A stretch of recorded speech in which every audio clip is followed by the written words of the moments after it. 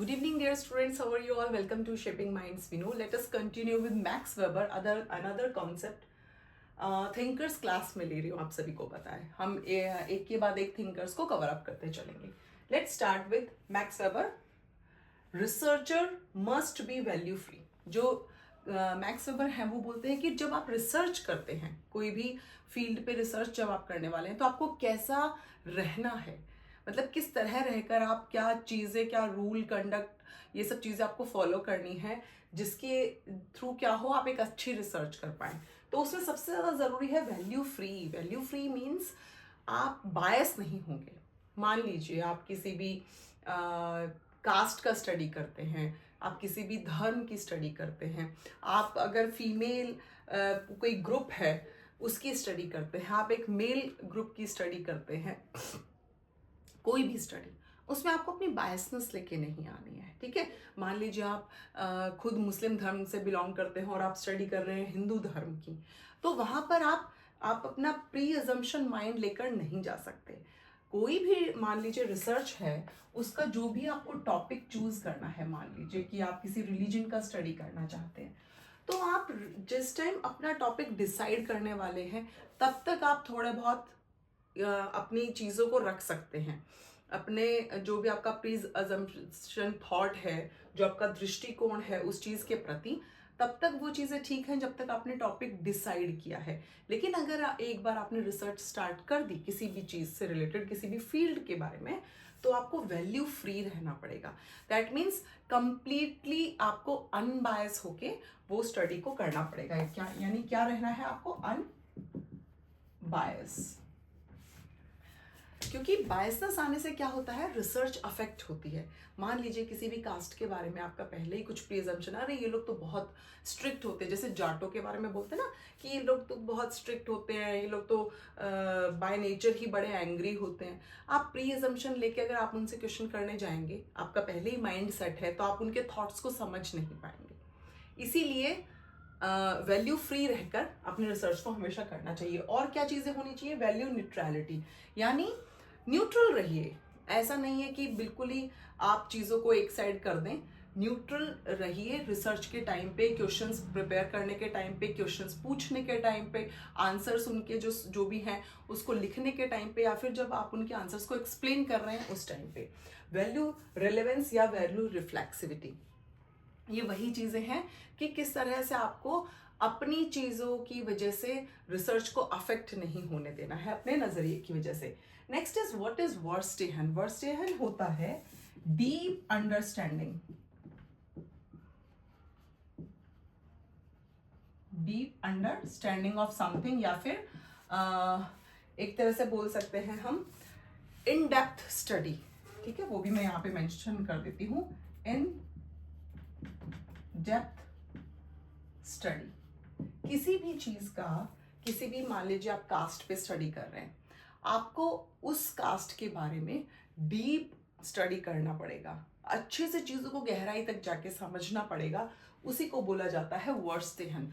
बहुत बार एग्जाम में ये टर्म आ जाती है. वर्स्टेहन किसने दिया? मैक्स वेबर ने दिया. वर्स्टेहन का मीनिंग क्या है? इन डेप्थ स्टडी को बोला जाता है verstehen. Next is ideal types की बात करते हैं. Max weber. What is ideal types? Ideal types है एक तरह का प्योर टाइप, और हम कह सकते हैं जो एक तरह से रियलिटी में एग्जिस्ट ही नहीं करता. इसको मैं यहां मेंशन कर देती हूं.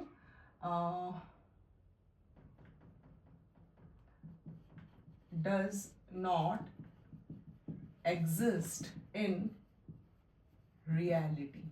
इसका मतलब क्या है, ये आप जरूर याद रखिए कि एक आइडियल टाइप सोसाइटी की बात करते हैं मैक्स वेबर, और वो सोसाइटी होती है जो आपके दिमाग में है, जो एट प्रेजेंट आपके आसपास की जो सराउंडिंग्स हैं, जो रियलिटी है आपके आसपास की, उसको और ज़्यादा एग्जैगरेटेड करके जब हम सोचते हैं, मान लीजिए आप अभी आपके जो जिस एनवायरनमेंट में आप रह रहे हैं, जिस सोसाइटी में आप रह रहे हैं, तो हर एक इंसान ये सोचता है ना कि मेरी सोसाइटी में थोड़ा और इम्प्रूवमेंट आना चाहिए, थोड़ा और लोग एजुकेटेड होने चाहिए, थोड़ा और जो लाइफ है वो स्मूथ बननी चाहिए, और अच्छा एनवायरनमेंट क्रिएट होना चाहिए।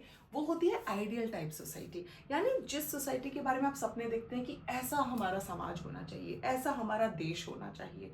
बस वही, वो रियलिटी में एग्जिस्ट नहीं करती, वो हमारी थिंकिंग है कि हम कैसा फ्यूचर चाहते हैं। बहुत बार हम होते हैं ना पेरेंट्स, अपने बच्चों को लेके सोचते हैं कि अभी तो चलो ये सिचुएशंस है, लेकिन ना एक अच्छी गवर्नमेंट आएगी तो हो सकता है हमारे बच्चों का जो फ्यूचर होगा वो ब्राइट होगा।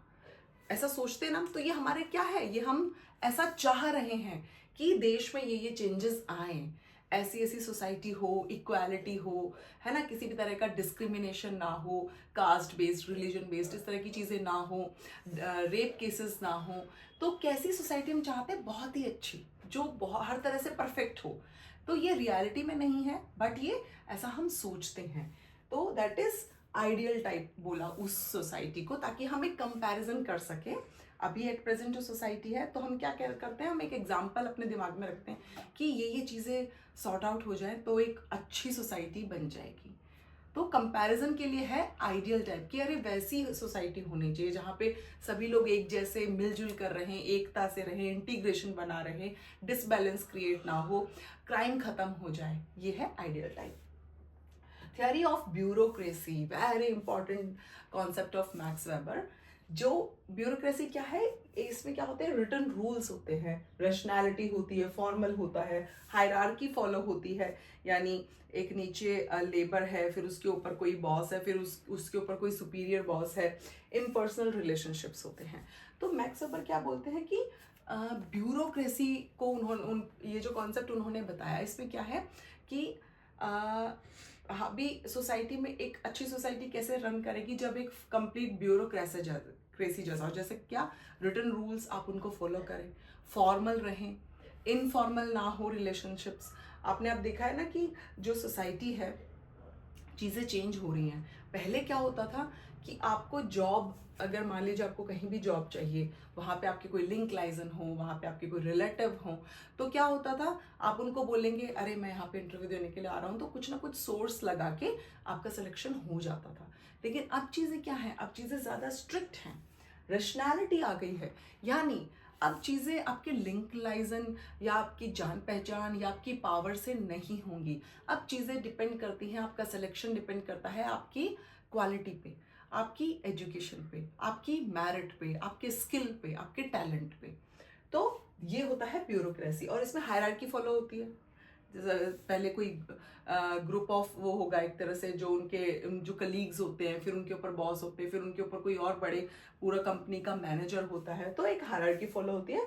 रिलेशंस इम्पर्सनल होते हैं। मान लीजिए आप कहीं जॉब कर रहे हैं, वहीं पे आपके कोई रिलेटिव भी जॉब कर रहे हैं, मामा चाचा कोई भी, तो आप जब ऑफिस में एंटर कर गए हैं ना, तो आपके चाचा मामा नहीं है, तब वो आपके बॉस अगर हैं तो बॉस हैं, और आपके कलीग अगर हैं तो कलीग ही उनको कहा जाएगा।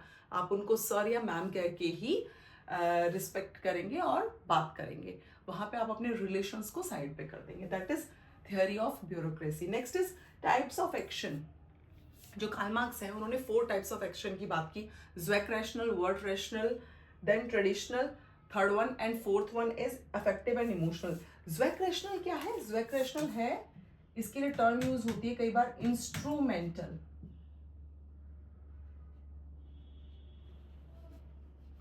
इंस्ट्रूमेंटल। एंड वर्ड रेशनल क्या है? देखिए पहले इसको समझते हैं स्टूडेंट्स। ज़्वेक रैशनल इंस्ट्रूमेंटल यानी कि आपने अगर अपनी लाइफ का कोई भी गोल सेट किया है, तो उस गोल को अचीव करने के लिए आप जो मीन्स अडॉप्ट करेंगे, जो आप रास्ता चुनेंगे, जो आप मेथड लगाएंगे, दैट इज ज़्वेक रैशनल। दैट इज क्या? ज़्वेक रैशनल और इंस्ट्रूमेंटल। अगर दोनों में से कोई भी टर्म लिख लिया है तो मीनिंग एक ही है। ज़्वेक रैशनल लिखा सकता है, इंस्ट्रूमेंटल लिखा सकता है। ये वाइस वर्सा एक दूसरे के साथ यूज होते हैं। तो यानी जैसे आपको अभी मान लीजिए जेआरएफ क्वालिफाई करना है, आपको नेट क्वालिफाई करना है, तो आप क्या करेंगे? आप एक प्रॉपर अपना टाइम टेबल बनाएंगे, स्केड्यूल बनाएंगे, उसको फॉलो करते चलेंगे। आप सही स्टडी मटेरियल चूज करेंगे, उनको आप फिर क्या करेंगे? पढ़कर और अपना एग्जाम क्वालिफाई करने की कोशिश करेंगे। तो ये क्या है, करेक्ट मीन है, यानी एक सही तरीके से आप एक एग्जाम को क्वालिफाई करते हैं, ना कि चीटिंग करके। That is ज्वैक rational. Next is word rational. क्या है, जहां पे आपकी वैल्यूज इंपॉर्टेंस रखती हैं, है ना, आपकी वैल्यूज। मान लीजिए आप कहीं भी जा रहे हैं रास्ते में और आप देखते हैं कि आपको रोड क्रॉस करना है और आपने देखा कोई बुजुर्ग है, उन्हें भी रोड क्रॉस करना है, लेकिन उन्हें कहीं ना कहीं डिफिकल्टी हो रही है उस चीज़ में, तो हम लोग क्या करते हैं, हम हेल्प करते हैं उनकी कि चलो हम आपको रोड क्रॉस करा देते हैं। ये क्या है, आपकी वैल्यूज़ हैं। आप बस में सफ़र कर रहे हैं तो, या मेट्रो में सफ़र कर रहे हैं और कोई बुजुर्ग, कोई ओल्ड पर्सन खड़ा है, तो आप क्या करेंगे, आप अपनी सीट उनको ऑफर कर देंगे। ये क्या चीज़ें हैं, ये वैल्यूज़ हैं आपकी, जो शो होती हैं आपके एक्शंस में। ट्रेडिशनल क्या है, ट्रेडिशनल वही है जो चलता आ रहा है, परंपरा एक तरह की चलती आ रही है सोसाइटी में, उसी तरह से चीज़ें फॉलो अप होती चली जाती हैं। देन अफेक्टिव एंड इमोशनल क्या है, जहाँ पे आपके इमोशंस ज़्यादा हावी हो जाते हैं आपके एक्शन में। फॉर एग्जाम्पल, किसी ने आपको सडनली एकदम से अब्यूज़ किया एंड आपने गुस्से में आके उसको एक चाटा लगा दिया, ये क्या है, आपका इमोशन है, आपका गुस्सा एकदम से निकल कर आया। कोई, किसी ने आपको कोई बात कही, वो चीज़ आपको बहुत हर्ट हो गई, आप इमोशनल हो गए, आप रोने लग गए, तो ये क्या है, आपके इमोशंस हैं। उनके थ्रू आपके क्या दिखाई देते हैं, एक्शन दिखाई देते हैं कि आपका एक्शन किस टाइप का है। तो ये थे types of actions given by max weber.